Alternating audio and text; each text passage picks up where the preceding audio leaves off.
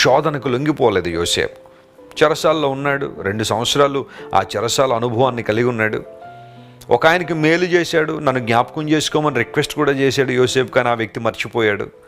అందును బట్టి యోసేపు తలంపుల్లో నేను ఈ ప్రిజన్ నుంచి బయటకు వస్తే చాలేమో, ఈ బందీఖానా నుంచి బయటకు వస్తే చాలేమో అని అనుకుని ఉండొచ్చు. కానీ దేవుని ప్రణాళికలు ఎంత గొప్పవి అంటే, యోసేపు నువ్వు కేవలం ఈ బందీఖానాలోంచి బయటకు రావడం మాత్రమే కాదు, ఈ ప్రిజన్లోంచి బయటకు రావడం మాత్రమే కాదు, I have a better plan for you which is remarkable and significant.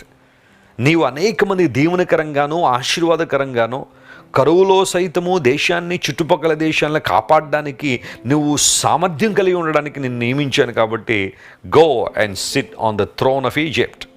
ఐగుప్తు సింహాసనం మీద కూర్చునే ఆ కృపను దేవుడు యోసేపుకి ఇచ్చాడు.